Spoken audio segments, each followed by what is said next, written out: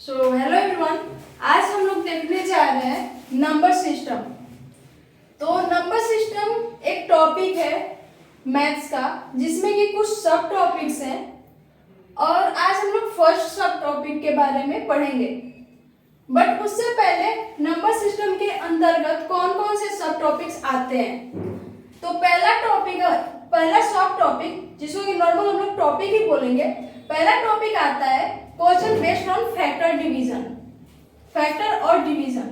Okay, तो कुछ questions आपने देखा होगा कि ये एक नंबर है और इसमें इसके कितने फैक्टर्स होंगे, कितने प्राइम फैक्टर्स होंगे, कितने इवन फैक्टर्स होंगे, उन सब वो जो जितना भी क्वेश्चंस है वो सब क्वेश्चन इसी टॉपिक के अंतर्गत कवर होगा। उसके बाद आएगा यूनिट डिजिट, देन डिविजिबिलिटी के क्वेश्चन, जैसे कि 3 से कौन सा नंबर डिविजिबल है, ये नंबर किस डिजिट से डिविजिबल है, वो ऐसे क्वेश्चंस। उसके बाद questions based on algebraic identities and then fractions and question based on numbers. कुछ अदर्स क्वेश्चन जो कि इन पांचों में नहीं आएंगे वो इसके अंतर्गत कवर होगा। तो ये सब टॉपिक्स है और आज हम लोग पढ़ने जा रहे हैं number question based on factors. Okay, और ये सारे हम लोग धीरे धीरे फिर आगे की ओर कवर करेंगे। ठीक है, तो स्टार्ट करते हैं question based on factors and divisions. Okay, so let me clean this board.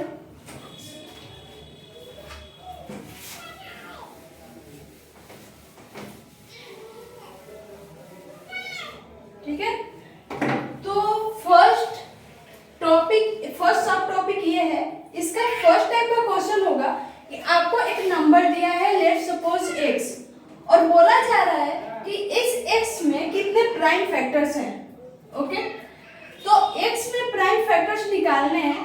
जैसे कि प्राइम फैक्टर्स मींस क्या हुआ, वैसे फैक्टर्स जो कि प्राइम नंबर्स हो।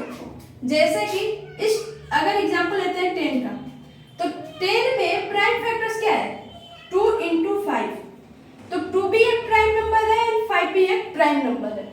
तो ये दोनों प्राइम नंबर है, इसलिए ये प्राइम फैक्टर्स कहलाएंगे इस 10 का।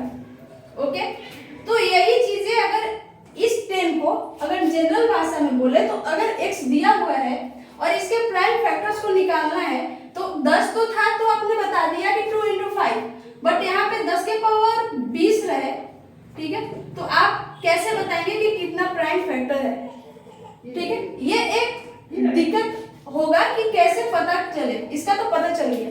तो इसको पता करने के लिए कुछ फॉर्मूलाज है और कुछ ट्रिक्स भी है जो कि मैं आपको बताने जा रही हूँ। तो अभी इसको क्लियर करते हैं।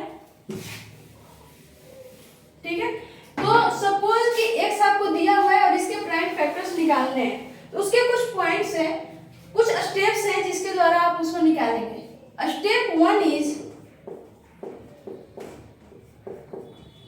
स्टेप 1 जो है वो है कि आप इस x को प्राइम के फैक्टर के रूप में तोड़िए। ठीक है, मतलब क्या कि जैसे मैंने यहाँ पे 20 लिखा, ठीक है, तो आप इसको 4 × 5 भी लिख सकते हैं।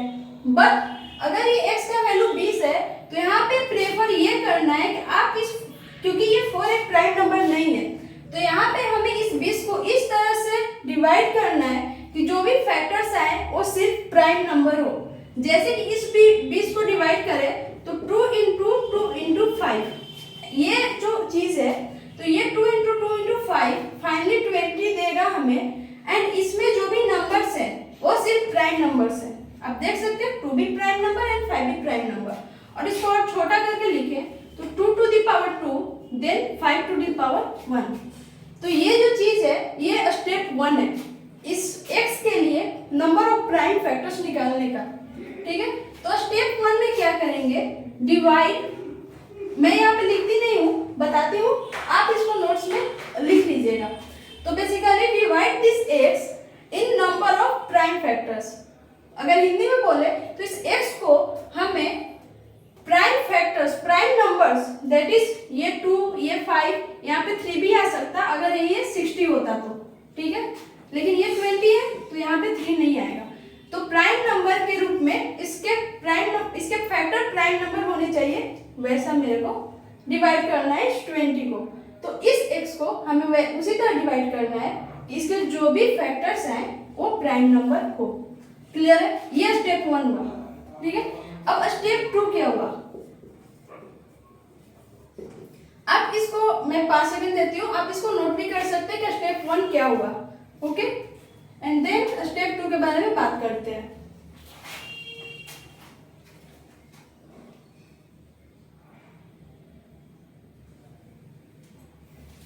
ठीक है, आई होप आपने नोट कर लिया होगा। तो अब स्टेप 2 में आता है कि आपको किस टाइप के क्वेश्चंस दिए हुए हैं। ओके, जैसे मैंने बोला इस 20 को या इस x को ऐसे तोड़ो कि नंबर ऑफ प्राइम फैक्टर्स बताओ। यहाँ पे कितने नंबर ऑफ प्राइम फैक्टर्स हुए? 3। अगर मैं ये भी बोल सकती हूँ कि इस 20 के लिए या फिर इस x के लिए number of even prime factors बताओ। जैसे कि आप यहाँ पे ये 2 देख सकते हैं, ये इवन फैक्टर्स है एंड प्राइम भी है। ओके, तो या फिर मैं ये भी पूछ सकती हूँ कि number of odd prime factors बताओ, या फिर मैं ये भी पूछ सकती हूँ नंबर ऑफ टोटल फैक्टर्स बताओ। ठीक है, तो ये सारे डिफरेंट क्वेश्चंस हैं जिसको कवर करने को आपको मिल सकता है। तो फर्स्ट स्टेप इज कि आप उसको ऐसे तोड़ दीजिए। ठीक है, उसके बाद क्वेश्चन के अनुसार आपको डील करना है। अगर क्वेश्चन में आपसे पूछ रहा है कि x के लिए number of total prime factors बताओ, तो उसके लिए आपको कुछ नहीं करना, आपको बस एक चीज करना है कि ये जैसे 20 हो गया। ओके, अगर नॉर्मल जनरल भाषा में बात करें तो मान लो कि इस x को तोड़ने पे a to the power m and b to the power n and c to the power p okay आ रहा है। क्लियर है?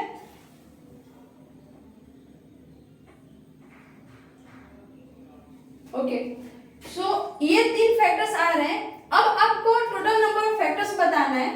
अगर आपके क्वेश्चन में पूछ रहा है total number of factors, then answer होगा m plus 1 into n plus 1 into p plus 1। Okay, ये आपको टोटल नंबर ऑफ फैक्टर्स देगा। ठीक है, अब अगर कुछ एग्जांपल्स ले लें, मेरे पास कुछ एग्जांपल्स नोट किए हुए हैं।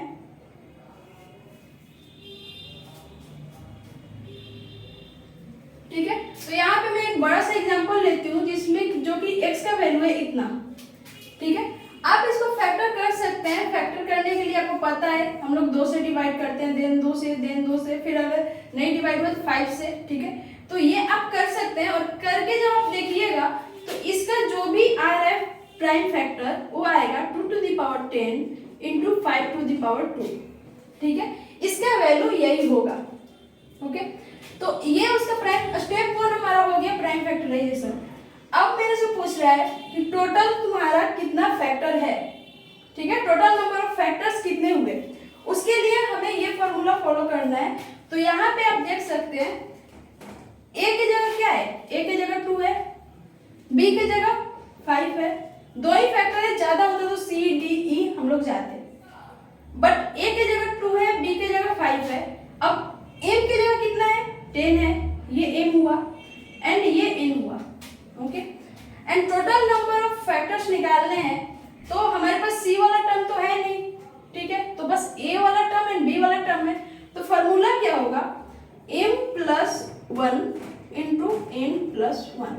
तो टोटल नंबर ऑफ जो फैक्टर्स होंगे वो होगा 10 plus 1 into 2 plus 1। Okay, that is 11 into 3 that is 33। Okay, तो ये सही है।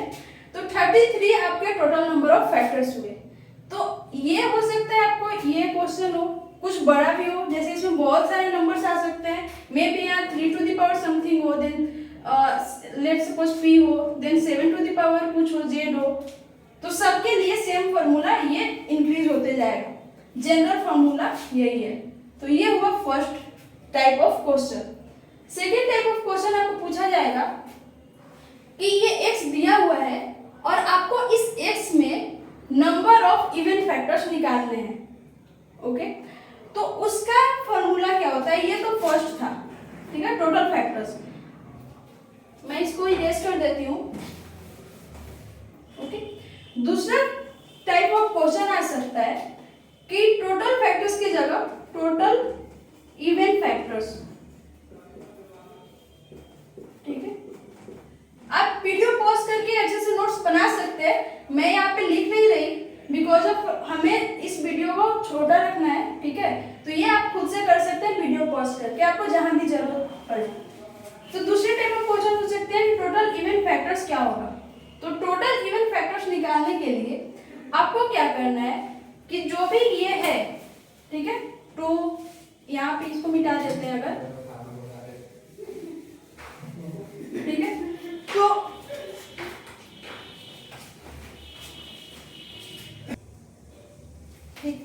तो टोटल इवन फैक्टर्स अगर निकालना है हमें, तो हम क्या करेंगे कि ये जो नॉर्मल जनरल फॉर्म है इस x के फैक्टर्स का, उसमें से कुछ नंबर्स इवन होंगे। जैसे कि आप यहाँ पे देख सकते हैं ये 2 इवन है but this 5 is not even. तो हम क्या करेंगे कि जो इवन है उसके पावर को एज इट इज लिख दो। ओके, अगर हम इस a को इवन माने, suppose that this is even, तो इसके पावर को एज इट इज लिख दो, m है तो m लिख दो एंड मल्टीप्लाई करो इसमें जो भी ऑड नंबर्स हैं। जैसे मान लो कि ये b एंड ये c दोनों ऑड नंबर्स हैं, तो इसके पावर में एक जोड़ के, जैसे कि हम लोग यहाँ पे कर रहे थे, तो बस डिफरेंस इतना ही होगा कि टोटल फैक्टर्स में हम टोटल नंबर ऑफ पावर्स में जितने भी फैक्टर्स थे सबके पावर्स में +1 करके मल्टीप्लाई कर रहे थे। बट अगर हमें इवन फैक्टर्स निकालने हैं तो जो भी इवन नंबर्स हैं, जैसे कि यहाँ पे 2, यहाँ पे a, तो जो भी इवन फैक्टर्स हैं उसको जस्ट लिख लो, उसके पावर को उसको इंक्रीज नहीं करो। एंड जो भी ऑड फैक्टर्स हैं जैसे कि 5, यहाँ पर b एंड c, उसको उसके पावर को 1 प्लस करके मल्टीप्लाई करो। ठीक है, देख रहे हो। तो इवन फैक्टर्स के लिए क्या किए, m लिखे क्योंकि a इवन था, इसके पावर को एज इट इज लिख दिए। ये दोनों ऑड थे तो उनमें +1 करके हम लोग मल्टीप्लाई कर दिए। तो ये हो गया टोटल इवन पावर का। ये हो गया second type of question for the factors based questions. Okay, अब थर्ड आता है, आप इसको नोट कर सकते हैं और इसका जनरल फार्मूला यही होगा। क्वेश्चंस में जैसे अगर आपसे इस क्वेश्चन के लिए पूछा जाए कि नंबर ऑफ इवन फैक्टर्स कितने हैं, तो उसका आंसर क्या होगा, उसका आंसर होगा इसके लिए इवन फैक्टर्स जो होंगे वो हो जाएंगे 10 × 3 दैट इज 30। क्लियर है, क्योंकि 2 इवन था तो इसके पावर को एज इट इज लिखा, 5 ऑड था इसके पावर को 1 से बढ़ाकर लिखा एंड देन मल्टीप्लाई कर दिया। ओके, तो this 30 is the total even factors. अब आपसे क्वेश्चन पूछा जाएगा कि टोटल ऑड फैक्टर्स कितने हैं। ठीक है, तो टोटल ऑड फैक्टर्स अगर पूछा जाता है